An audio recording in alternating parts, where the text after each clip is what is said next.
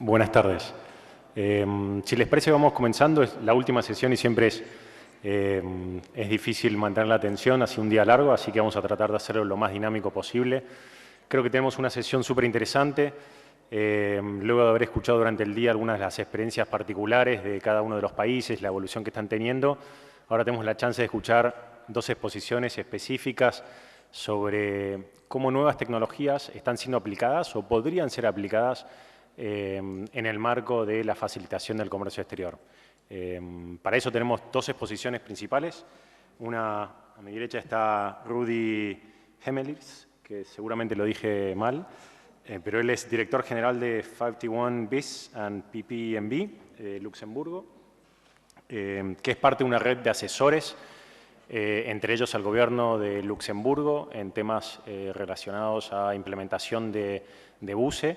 Él nos va a dar una presentación sobre algunas tecnologías, sobre todo concentrados en temas relacionados a blockchain y cómo está siendo aplicado o cómo podría ser aplicado al comercio exterior.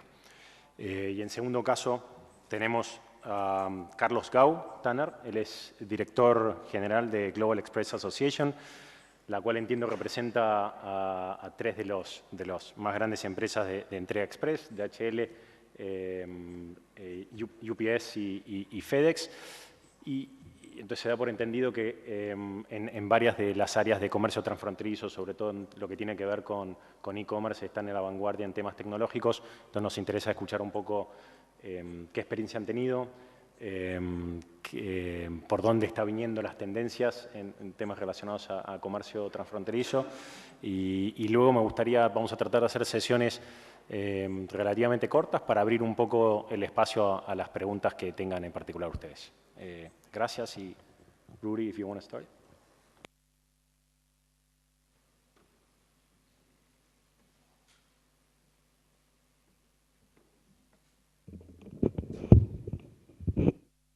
Good afternoon, everyone. I hope that English is okay for you. My Spanish, poquito, a little bit. Yeah. We are going to have 20 minutes to speak about single windows and blockchain. Please stay here, because we will only speak for 3 minutes about technology and for 17 minutes about business processes, and the information that you need to use this technology maybe in the future. The objective of the presentation is to explain you in a couple of simple words. What is it? What is this blockchain? What can it mean for single windows? What does it not mean? And why are some other dimensions of the discussion very important? So, explaining 1 minute about myself, I initiated in Luxembourg the single window 7 years ago. I thought we were going to do that in 7 months. No, it's after 7 years we are now really started. I work 51% for real companies, so for the private sector. I work 49% for government administrations. In Luxembourg, where I am responsible for the digital road transport document, and also in Europe, where I'm involved in the integration of information systems that relate to inland water transport. You will see there on the right upside a little picture of my little customer, a customer with 20 employees in there, who is a forwarder. A forwarder doing business with companies around the world, shipping artwork by air and then distributing it further to Europe.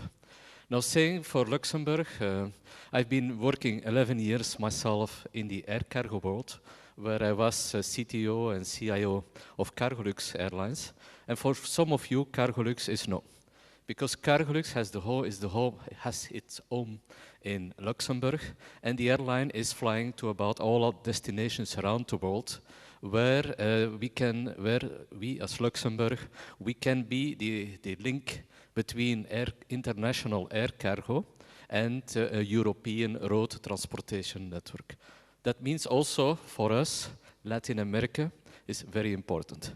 Latin America, we are a small country in Luxembourg. We are in Europe, but it's very important, the business of Latin America, because we have certainly 10 to 15 flights a week, scheduled flights a week into this area. So maybe I cannot ignore to do that. Since last year, and I hope we stay there at least around, we are, Luxembourg is the second on the World Bank Logistics Performance Index, behind Germany, but before Sweden, Netherlands, and Singapore. And why is that so? I think this is so because we need to be extremely efficient and extremely fast when goods are coming into Europe and when goods are going out.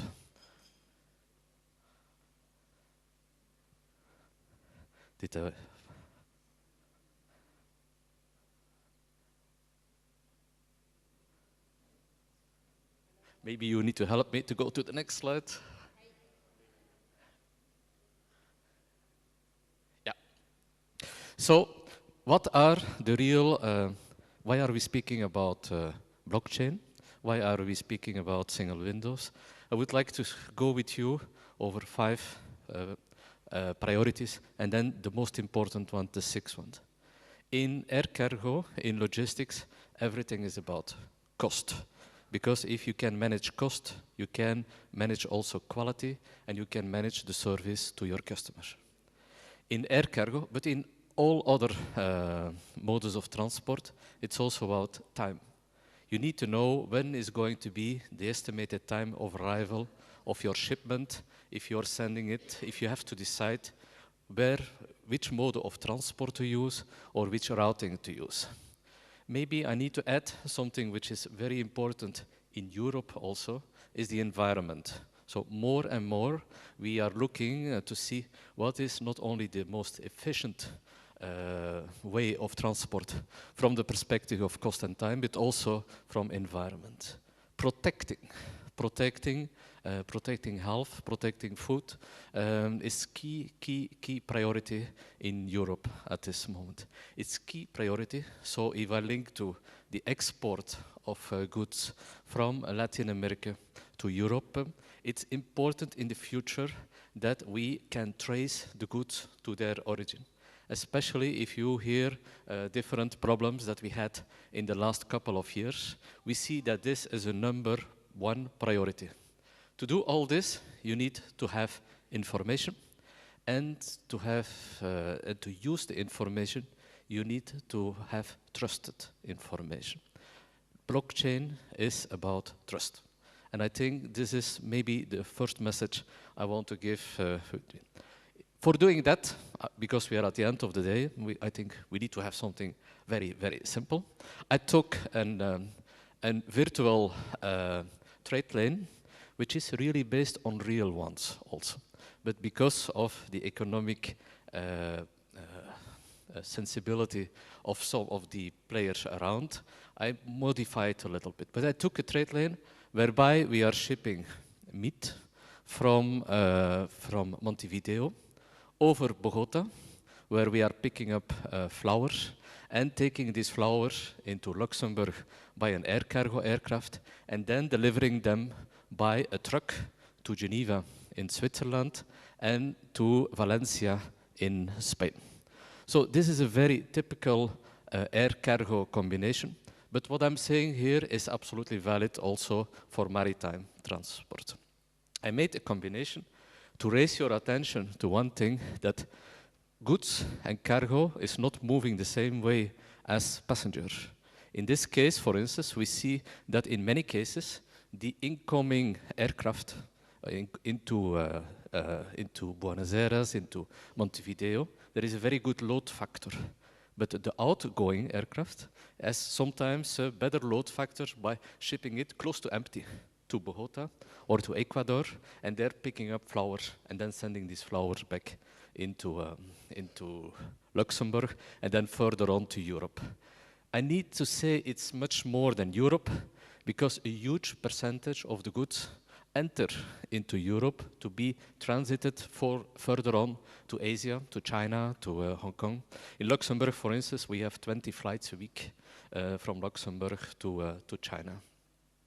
So going on, I would like to raise your attention to the second message, is that what we are doing as a team of consultants, we are member of the UNC FACT teams.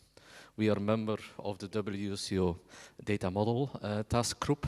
Well, what we are doing is we look into the data, into the documents, not the document. We first look in documents, then the data, all the data that is exchanged between the different players. Once more, I need to thank some of you, because when we were in Latin America to look with real cases, we went to flower farms, we went to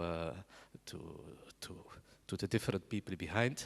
We have been looking at all this data, and we see that in the air cargo world, we can have the same as in the ocean, in the maritime business. That is the fact that 50 to 70% of all the data that you need, they are available at the source. They are available by the forwarder of the shipper or the control tower, who is trying to find out what is the best way to destination. And they are using this data, the same data, to create the commercial documents, to create the transport documents, and to create the government declarations and government-related documents.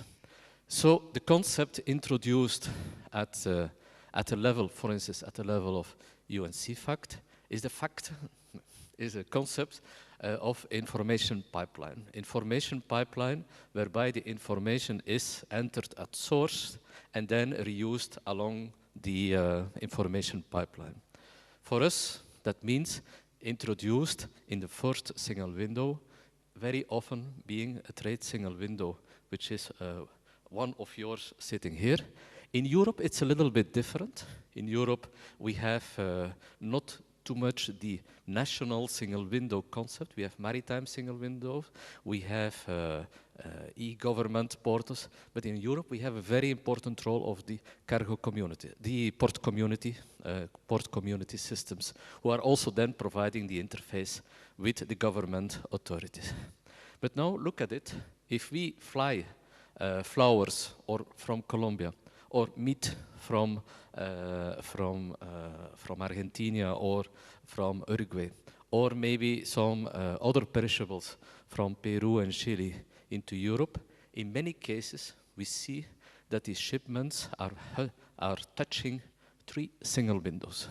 The single window of the export country, the single window where the goods enter Europe. In the case of perishables, there is at least a document check when you enter Europe, and then the third single window where the goods are imported to the local market where they are going to be sold. That means that if we have a very generic shipment, we have a truck, in many cases, a truck bringing the perishables, the flowers, the meat, from the place of loading, from the exporter to the port of exit. We have then an air cargo or a maritime shipment. And then in Europe, we have once again an import, a road truck shipment.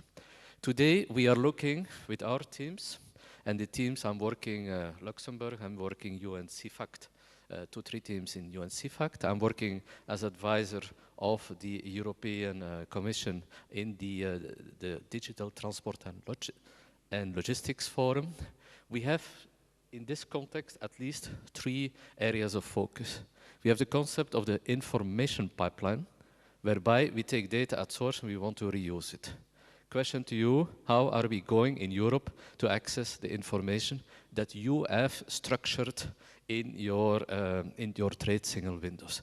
And be proud, because I think that you're far ahead of many other places around the world. I think what you do is certainly, we are looking to see how can we access that information and use that information. The second thing is that the concept of pre-arrival declaration. Pre-arrival declaration, that means that either the shipper, the forwarder, or the carrier is going to send the information which is required for customs entry or customs import before, ahead of the aircraft arriving at destination. We see there that several of the more busy countries and port community systems, they are really investigating into that. Why?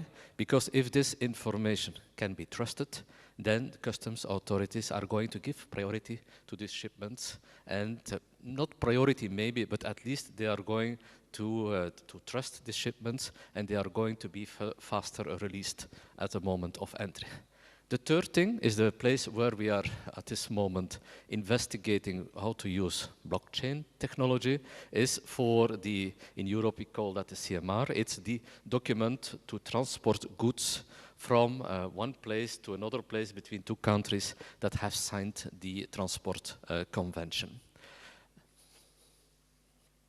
So if you look at a very typical shipment, we see that the data, the shipment documents, are available at the source. They are uploaded in some cloud. Yeah, cloud technology is one of the technologies which is trusted today. Sometimes blockchain is going to be on the agenda today to be really in operation in 7 years. Cloud technology was on the agenda 7 years ago to be really operational and trusted today. We see there is a real progress, at least in our area. The shipment documents, we have the same thing from the air and the road transport. We see that these data are today more and more being shared. But being more and more being shared, the question is with who and by what?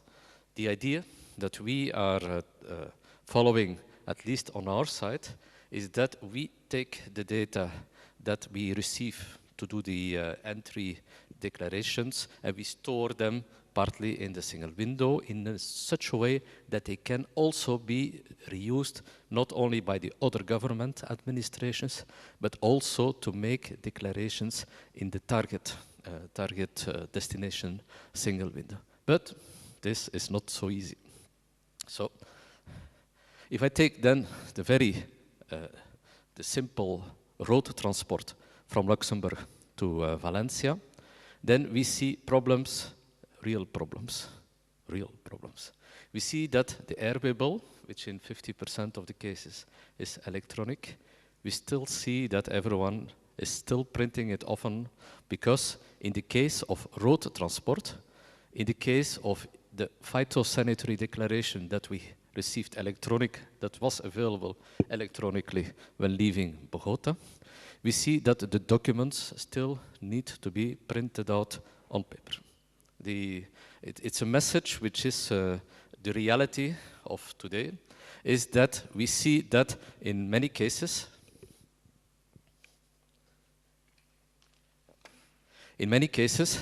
the truck drivers, they're still driving around in that cases, with huge files of paper in which we have the invoices, the houseway bills, the airway bills, the phytosanitary declarations being printed out on paper. So this is why the truck manifest, the road manifest, is a priority, because we want to make sure that this document is accepted. That the document is accepted by control authorities. That's a number one objective that we are looking into. So if I go to this electronic document, we are going to switch. Yeah. Then, whether it is electronic or not, we still need a printout. We still need a printout which at least looks the same as the normal document. And we see also that on that document we have the possibility to have a totally other type of thinking about the document. So today I'm a member of the UN CFACT team, whereby we are making a standardized message of this document, a standardized message of this document, which is in line with the WCO, but especially the multimodal transport data model. What you see here on this document is on the left side a couple of inserted documents like the XML format of the document. But now there are two issues about that. The first thing, if I would be the police or a customs control office, how can I trust, because in this case we have the phytosanitary declaration which has been issued in Colombia attached, how can we trust that document? That the document is unique, that the document is the latest version, and how can we trust that the document is stored in a system where also the data has not been changed? A very key question. That's the reason why many authorities have still some problems to accept digital documents, and that's one of the advantages of blockchain technology. So if we can switch back. Yeah. No, I have to. Yeah. If you look at a simple document, you see at a simple document, a transport document, the logistics document, also declarations. The electronic document has three versions, whereby we have the one issuing, the first one signing, receiving the goods, the third one. With a blockchain, you can take a snapshot, a print, whereby you take the data and you can make a unique hash value. Whether this is a PDF file, whether it is an XML file, whether it is a group of documents, if you have a bunch of data, you can, and that's number one concept of a blockchain, you can use a hash function so that you can create that string there on the right side and to have a hash value for your document. This hash value can be generated including two digital signatures. I make it very simple now. The signature of the one issuing the document, a second signature, digital signature, being the one of your control administrations. And by doing that, we can then have a unique print key which we are going to put on the blockchain. On the blockchain, whereby once you put it there, it can no longer be changed. So, in summary, if I look at what is the opportunity of a blockchain, the blockchain allows you, at the moment exporter, but it can also be the other way, export and then a government administration, to put a unique timestamp, to put a unique hash key on it, in such a way when the document is later referenced, we heard in Russia, in Luxembourg, in Valencia, it can be checked against the blockchain to identify if it's unique and if it's the latest version. I think this is very critical. What you do not put on the blockchain is all its content that you can protect inside a single window or inside the system of the trader.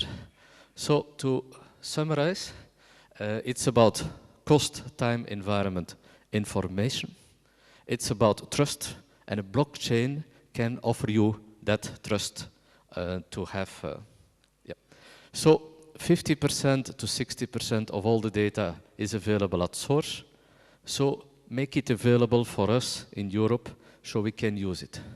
The second thing, it's all about sharing data.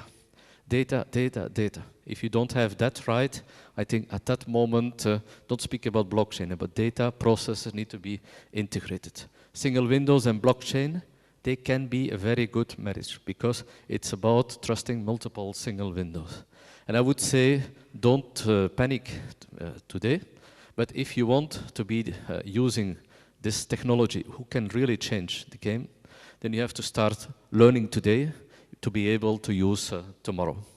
I would say using the potential, make some prototypes, make proof of concept to see how it looks like. But if you have a document and if a computer can check with a single window on your side that the document is authentic, it's unique, it's properly signed. It has a lot of value for end-to-end supply chains. Thank you. Sorry to go 2 minutes over my head.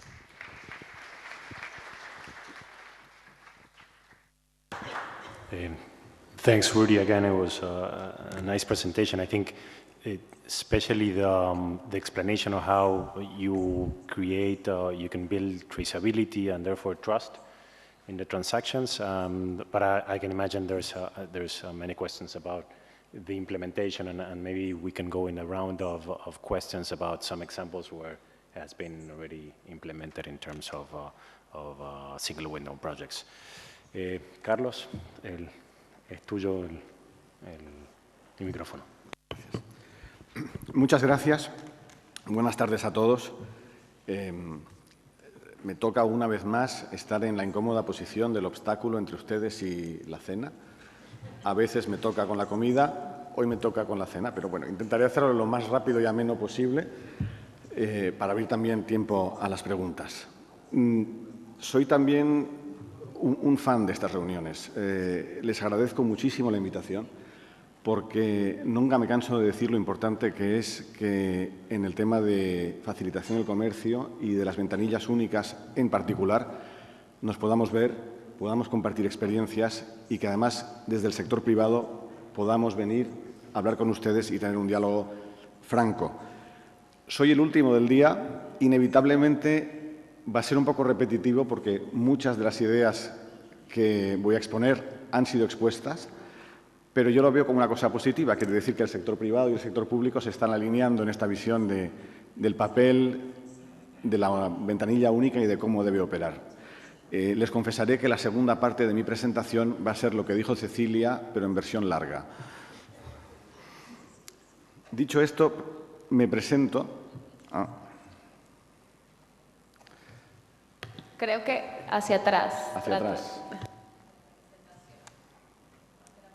Ahí, perfecto, gracias. Nos ha presentado el moderador. La asociación que represento es la Asociación Global de las Compañías de Envíos Urgentes, las más importantes, las 3 que tienen redes globales, están presentes en 220 países. Y no me ha llamado la atención que la primera asociación de ideas al hablar de Express fuera comercio electrónico. Sí, es un fenómeno creciente y un fenómeno importante, pero no olvidemos que el sector que represento es, en el fondo, una correa de transmisión de las cadenas de valor globales, de manufactureros en particular. No solo grandes multinacionales, sino todo tipo de clientes. Más o menos la mitad de las cuentas que tenemos de media en cada país son MIPYMES, a las que ayudamos mucho a exportar y a llegar rápidamente a sus mercados de exportación. Nos centramos sobre todo en productos de alto o, en algunos casos, altísimo valor añadido y nuestra especialidad es transportarlos prácticamente de cualquier punto del planeta a cualquier otro punto del planeta en un máximo de 72 horas con una llegada, como decimos en inglés, time definite, una llegada definida, que se sepa en qué hora del día va a llegar ese envío. Es decir, en resumen, no somos los correos turbocargados, somos una cosa mucho más sofisticada y servimos a multitud de sectores industriales.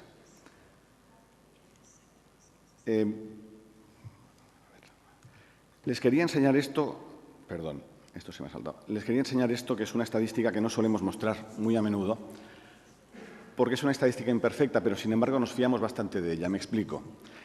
Lo que están viendo aquí es el porcentaje de envíos urgentes que son retenidos en frontera. Y digo en frontera no por la aduana, en frontera, puede ser cualquiera de las agencias, y hay muchas, en algunos países son 50. Les decía que es una estadística relativamente imperfecta porque, lamentablemente, al ser nuestros miembros independientes los unos de los otros, usan sistemas informáticos distintos y no podemos determinar necesariamente la causa de la retención. Pero lo que sí vemos, o dicho mejor, qué agencia lo ha retenido. En muchos casos, les puedo decir que anecdóticamente no es aduanas. Y anecdóticamente, en muchos casos, suele ser, en algunos países sobre todo, la agencia fitosanitaria. Pero no podemos determinarlo con exactitud. No obstante, al recoger estos datos trimestralmente, vemos que año tras año dan siempre una imagen bastante consistente sobre la eficacia de los procedimientos aduaneros de los países. La media mundial de retención de envíos urgentes está alrededor del 11%. Esas son las distintas regiones. Aquí entrarían ECOWAS, el G7, el G20, la OCDE, la Unión Europea. Si se fijan, lamentablemente, los mayores niveles de retención de envíos urgentes en frontera están en Latinoamérica. Y siento traer las malas noticias, pero desde el punto de vista de nuestro sector, igual desde otros no, pero desde nuestro sector, lamentablemente la eficacia en frontera latinoamericana es la peor del mundo. Y lamento tener que decirlo aquí. No obstante, como verán por la presentación que sigue a continuación, que es un poco el desideratum de cómo veríamos nosotros la buce perfecta, lo que he oído aquí me esperanza mucho, porque creo que estamos en el buen camino. Y, evidentemente, las buces no se desarrollan en 2, en 3 o en 5 años.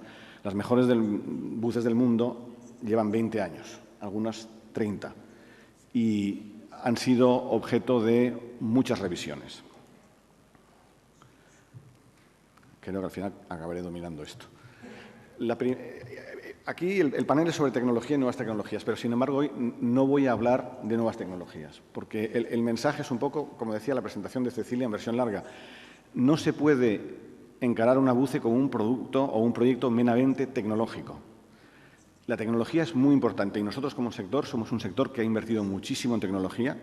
Tenemos información electrónica sobre cada uno de los 30 millones de envíos que pasan por nuestras redes cada día y las podemos compartir con las distintas autoridades fronterizas antes de que lleguen los envíos físicamente a su país.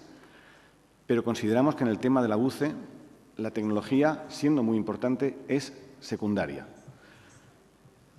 Lo importante, primero de todo, es la reingeniería de procesos. Es decir, sobre todo, que estén todas las agencias fronterizas metidas en el proyecto y que haya una coordinación. En algunos casos es necesaria una coordinación política por una autoridad superior. Algunos países han optado por nombrar, por ejemplo, aduanas lead agency, la aduana que lidera el proyecto de integración en una buce.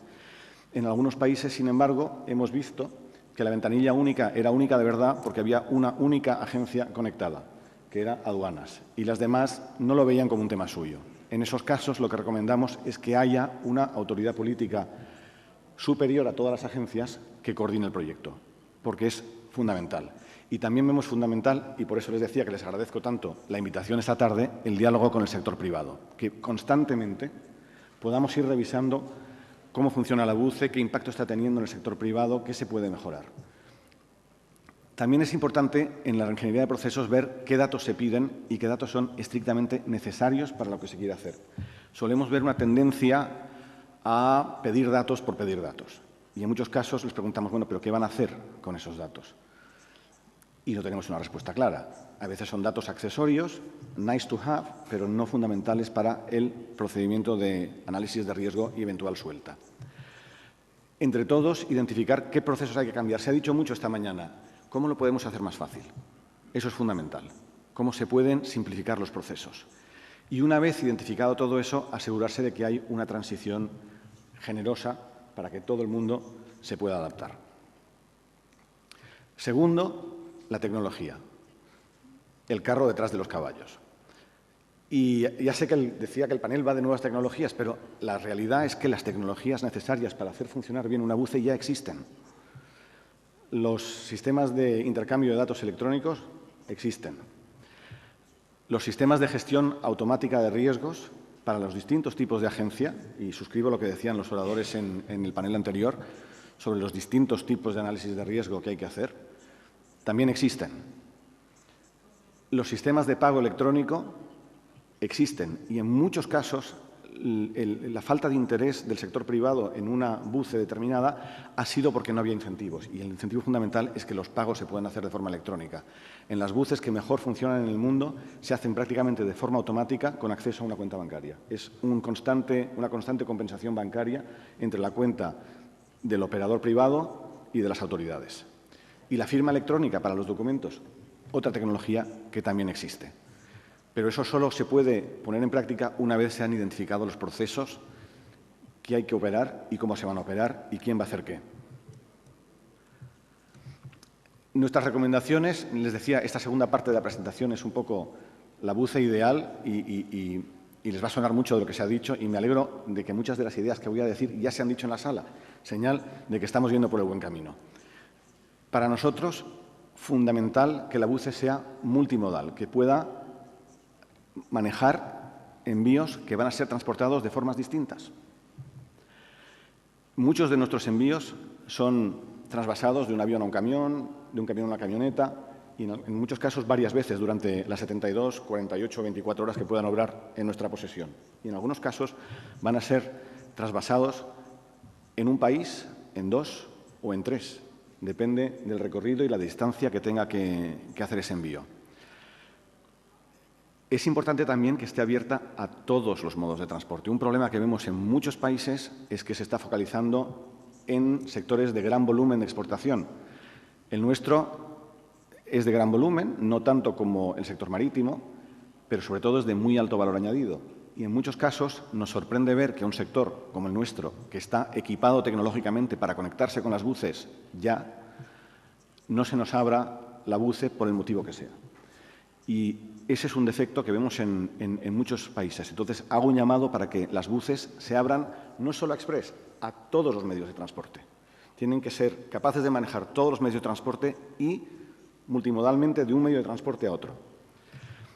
El segundo criterio del que hemos hablado mucho en el panel anterior es la gestión de riesgo centralizada en la buce. No quiere decir que se haga la misma para todas las agencias. Cada agencia tendrá su perfil de riesgo. De hecho, lo que vemos muchas veces, anecdóticamente, con las agencias fitosanitarias, es que tienen un perfil de riesgo tremendamente conservador. Lo entiendo porque están intentando evitar que entren plagas que podrían ser catastróficas.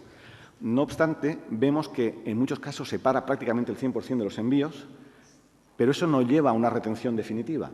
La gran mayoría de esos envíos son soltados cierto tiempo después. ¿Por qué no se puede automatizar eso? ¿Por qué no se puede establecer un criterio de riesgo para ese tipo de agencias que tenga eso en cuenta? Es perfectamente factible. Entonces, lo que sí queremos es que al final nos venga un solo mensaje. Como decía uno de los oradores antes, que va a haber una inspección de tal y cual agencia y luego la podrán soltar, pero tiene que ser un mensaje solo y que se centre sobre todo en envíos de alto riesgo y no en todos.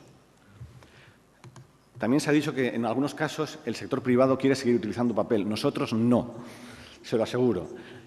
Nosotros operamos sin papel dentro y si pudiéramos operar sin papel fuera sería todavía mejor.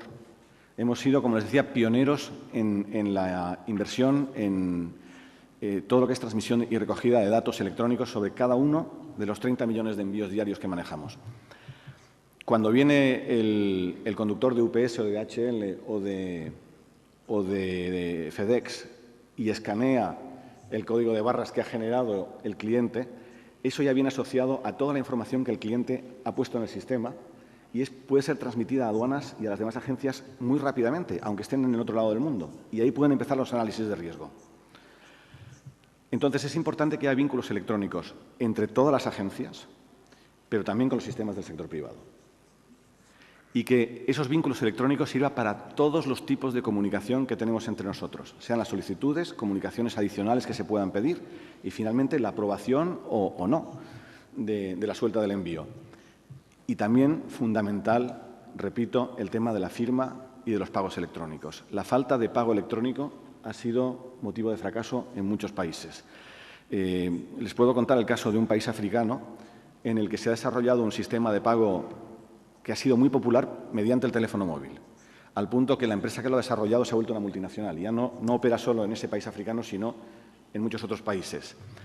¿Quién no acepta el pago mediante ese medio? Las autoridades. Entonces, aunque hubiera una ventanilla para toda la documentación, al final del día hay que ir a pedir un papel a una ventanilla, con ese papel se va al banco, se le pide un cheque al banco, luego se va a otra ventanilla, se ingresa el cheque, te dan un recibo de papel con el que puedes volver a aduanas y te sueltan la mercancía, cuando todo el mundo está utilizando un sistema de pago electrónico, que es el del teléfono móvil. Es irónico, pero hemos visto varios ejemplos de este caso. También tiene que ser posible la solicitud previa al arribo. Nosotros podemos enviarles la información, como decía, prácticamente desde que recogemos la mercancía. Y algunas informaciones ya más elaboradas, porque nosotros somos agentes aduanales por propio derecho, irá elaborada por nuestros agentes aduanales más tarde, pero muchos elementos los podemos empezar a transmitir bastante rápido. Y que la respuesta sea igualmente rápida y que se mida, por favor, en minutos a partir de la solicitud. Una de las mejores buses que hay, que es la de Singapur, maneja el 90% de las respuestas en menos de 10 minutos. En menos de 10 minutos. Y es electrónica. Eso es a lo que aspiramos. Y que, como decía, que sean todas las agencias a la vez las que envían un solo mensaje a través de la buce. Que también sea capaz de gestionar todo tipo de transacción. Business to business, government to government, consumer to business. Hoy en día los envíos son de muchísimos tipos. Ya no es el tradicional de negocio a negocio. La buce tiene que ser flexible para poder gestionar la operativa de todo este tipo de envíos. Un tema importante que no se ha tocado tanto es el tema de la suelta o el clareo simplificado para envíos de escaso valor. Y ahí sí viene el tema de comercio electrónico. Muchos de los agentes que están ahora empezando a aparecer en comercio electrónico son MIPYMES, en algunos casos microempresas. Y los envíos que suelen enviar, sobre todo al principio de su andadura, son de escaso valor.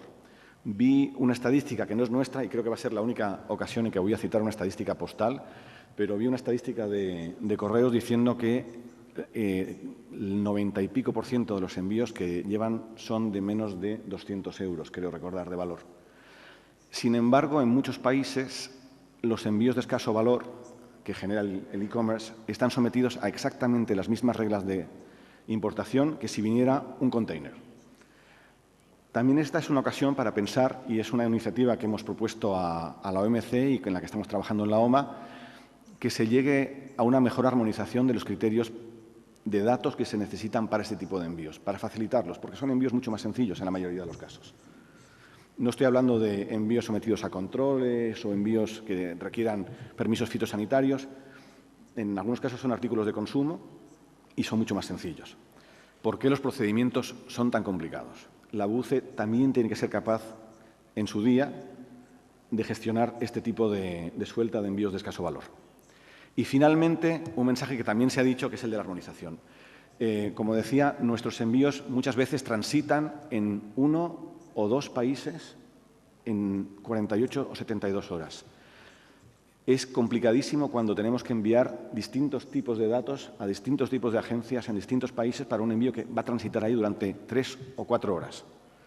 Entonces, el uso del modelo de datos de la OMA, de un número máximo de campos alfanuméricos para el sistema armonizado, son temas que facilitarían mucho los envíos urgentes y, por ende, a quienes los envían, que son los sectores industriales que nos emplean a nosotros. Y aquí termino. Dándoles muchísimas gracias otra vez por su atención y por la invitación y, por supuesto, estoy abierto a preguntas. Muchas gracias.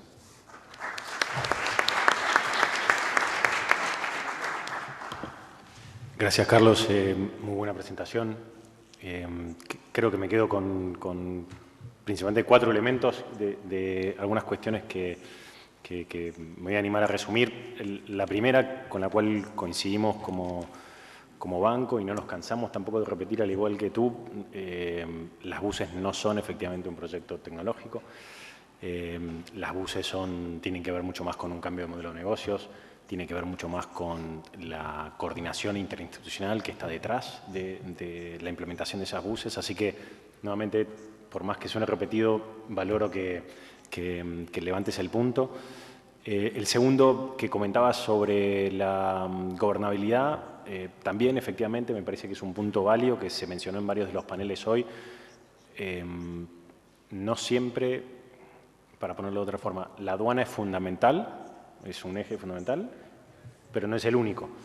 Y la institucionalidad de gobernanza se tiene que buscar dependiendo del país en la cual siempre está involucrada aduana, pero en algunos países podrá ser otra la institucionalidad de liderazgo y ese liderazgo hay que buscarlo dependiendo un poquito de las particularidades de cada país. Tercer punto, también que coincidimos plenamente y estamos tratando de trabajar desde el banco mucho, el involucramiento del sector privado desde etapas tempranas también del diseño de la BUS es una lección que hemos aprendido también de la implementación de varias. Creo que es fundamental involucrarlos en ese diseño y seguir involucrándolos en las etapas de ejecución para tener ese chequeo constante de qué cosas estamos haciendo bien y qué cosas no. Así que valoro eso. Y el cuarto punto que nos trata de panel sobre el tema de tecnología, si bien como mencionabas, la mayoría de las tecnologías están ya desarrolladas, creo que es bueno ir mirando las experiencias de diferentes países, algunas de las recomendaciones que mencionabas tú, sobre todo de cómo conectar con los softwares privados de todos los niveles de tipo de transportes, es fundamental tenerlo en cuenta. Así que gracias por eso. Dejo abierto el micrófono para ver si hay algunas preguntas. Tenemos, me dicen, aproximadamente 20 minutos. México, Joaquín. Gracias, Miquel. Es una pregunta a cada uno. First of all, Rudy, thank you for the explanation. I was wondering about how does the blockchain interacts with a single window? Because if you only share a hash, but you don't share information, how do you manage security? It's encrypted, and who is part of the nodes of the blockchain that validate that information? Public computers, or government computers, or agencies' computers, so it's a kind of hybrid. Thank you very much for this question, which is, of course, the question that everyone has in mind. I think that today there is not an answer, black and white, on all the different aspects of this question. We see multiple initiatives around the world, around the different sectors, how to use maybe the technology. The question is not how we are going to use the technology, but what are we going to do with that technology. Now, who is going to manage the blockchain? Who is going to make a decision on the governance of which are the nodes, which are the different types of sources of information which is located there? There is no black and white answer on that. If you look at all the different initiatives around the world, we have to be very down to earth. Most of them are proof of concept. Most of them are in a stage of trying out what the technology can be doing. If I look at my home base, which is a financial sector in Luxembourg, we see there that the blockchain is kicking off because there is a regulator in some areas. And we see also there that we have some initial initiatives which are getting ground, which are getting momentum. But if I look at the logistics projects where we see to be blockchain is being used, in some areas in ports, in the level of tracking and traces of goods, we have to be very honest today. We see that we are in a stage of experimenting. Now the question is, can blockchain be used for the different questions, or can we have an answer to that? It's not only an answer of blockchain, it's an answer again of business process, and again an answer of how is the environment to be going to set up. There are no answers, black and white, and there are several companies who can prove. If you look at some, I'm not going to name commercial companies, but if you look at what has been done with the tracing of the mangoes, for instance, which are shipped into the United States, we see that the environment can be implemented with several types of blockchain, several types of approaching, and there I would say that the first question is what do we want to achieve before then trying to find out who is going to give an answer to the question, what are the different nodes, what are the different, how to protect security. But now saying that from another way around, it is clear that the private sector is taking initiatives, but it's also clear, like if you build a highway, then at a certain moment you need to make a decision. We are going to invest in a highway. And to make an investment in a highway, you have at a certain moment to start something, to start at a certain point. My experience and my message here, and if I look to all the different projects, is it's very hype. Blockchain is it's very hype to talk about blockchain today. Everyone is speaking about it, but we see clearly that there are some answers that can be given by using that part of that technology component. It's only a technology component because you always will have to integrate the data to protect who, and especially to protect to who belong to data, who is the owner of the data, in such a way. I think that is very, very key, that the owner of the data continues to have the right to see who can access and who cannot access my data. These are very structural questions independent of blockchain technology. They are also there in today's environment. Thank you. Y Carlos, si bien UPS, DHL y FedEx, su negocio es la rapidez de los envíos, en México hemos implementado el Pre-Arrival Cargo Information, el cargo XML de IATA, y recibimos alrededor de 35,000 guías diarias. Nuestra pregunta y el primer inconveniente que nos encontramos es qué reglas de negocio o risk analysis pudiéramos hacer. Sabemos que estas tres compañías tienen sistemas establecidos ya de riesgo. ¿Hay cierta cooperación entre ellas y las agencias aduaneras o de comercio para compartir ese motor de reglas o categorizar las mercancías para involucrarlas o incorporarlas a sistemas gubernamentales? Gracias por la pregunta. La verdad es que sí es cierto, nosotros tenemos nuestros propios sistemas de riesgo interno porque es una cosa que no nos cansamos de decir, nosotros queremos llevar comercio legítimo. No queremos contrabando, no queremos materias prohibidas, entonces aplicamos nuestros propios algoritmos para poder detectar eso nosotros mismos si es posible. No puede sustituir eso a un análisis soberano de riesgo. Cada país tiene que establecer sus propios criterios.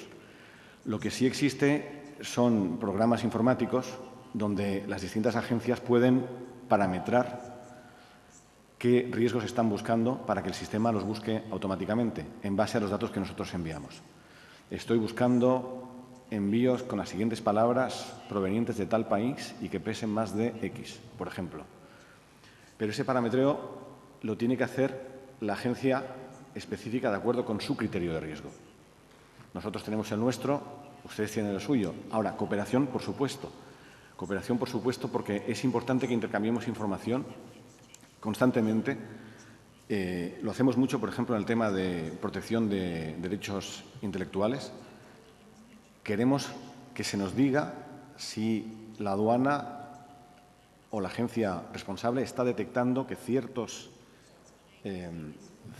digamos, clientes están, que a lo mejor no vengan todos por DHL o todos por FedEx, todos por UPS, sino que usan varios, indistintamente, pues que tengan un perfil de menos compliance con las reglas de importación. Si ustedes nos comunican esa información, nosotros podemos hacer cosas, podemos cerrarles las cuentas, por ejemplo. Si hay ofensas repetidas, por supuesto que lo haremos.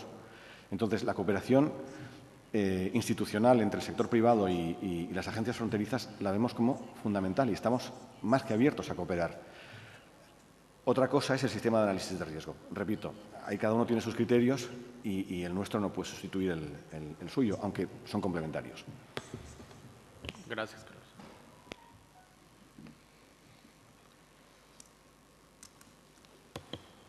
¿Alguna otra pregunta?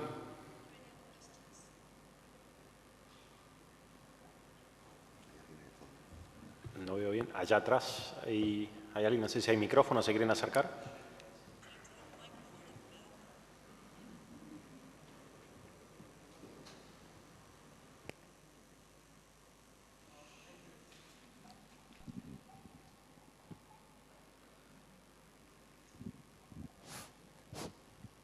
Oh, thank you very much. I just wanted to make a comment on Rudy's presentation on blockchains.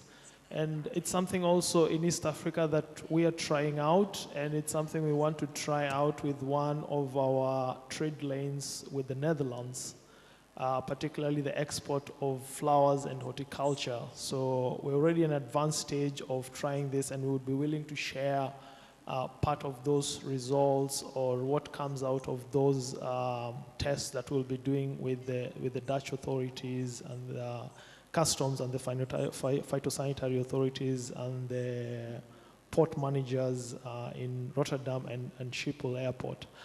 And the other aspect as well that we are combining this with is also on the aspect of issues around risk on how we use artificial intelligence and trying to see how we can actually create within the trade environment risk management systems or engines that actually learn through the continuous input of data that they get, that actually is able to enhance how those risk profilings are done by customs, and it's done more in an intelligent, deliberate way based on that data that comes in.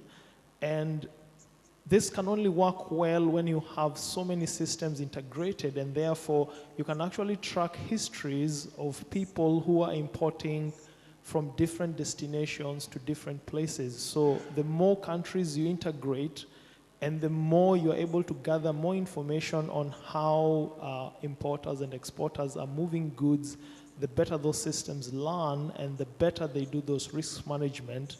Of course, not perfectly, but at least the filtering process becomes much more efficient. So I think combining those two kind of technologies and bringing them into the trade facilitation environment really enriches that aspect, because the issue of risk is something that will always be here with us to stay. Governments have a responsibility of security and safety of citizens. Business wants to move goods. There are people who want to take advantage of that and either use trade lanes to do illegal trade or move contrabands and other kind of illegal businesses or trade that would take place. So I think if we bring in technology into this, it's able to help us be ahead of the game. I don't think the challenges around getting rid or reducing illegal trade or people trying to beat the system will end. I think it's just part of human nature probably. But there's a way we can keep on using technologies, particularly new trends that emerge, to always try and keep ahead of the game. Thank you.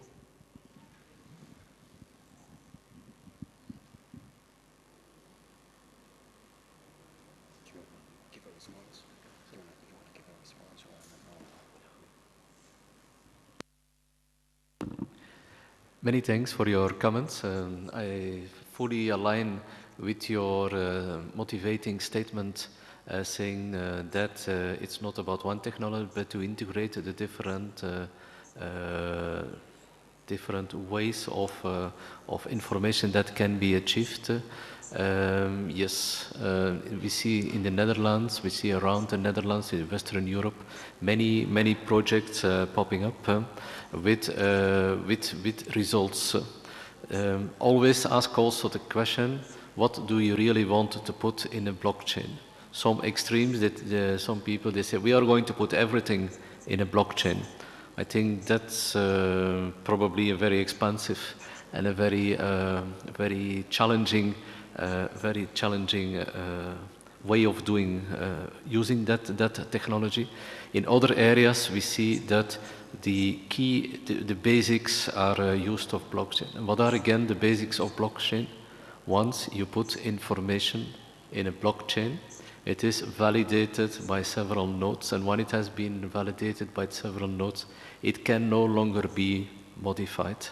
I think that's the essence of a blockchain. And that means that in logistics, it makes a lot of sense, because in logistics, we want to see that the shipment has been cleared. We want to see who has done that. Also, when we see transport, we have several events which relate to these transports. Also, these events we want to track and trace. The third element I want to add to the discussion is that blockchain technology, but not only blockchain, but in combination with others, there are ways to better detect fraud. If you think, for instance, about trade finance, with blockchain, you can see that the contract is unique. So we see also there in Singapore, for instance, there has been very successful proof of concepts which have been launched, and they are today also taking over on in some European areas. But combining the different elements together, so let's forget once more about technology. It's much more about what are the different processes and how can technology be applied. But today, for me, there is one thing that was my message, certainly. We cannot ignore some components. Artificial intelligence, Internet of Things, cloud technology, blockchain, they are there. And so it is essential that we, for myself, when we are policy advisors, I think that it's essential to try to understand what are the basics of it, what can it do and what should it not do. I think this is the basic to start with.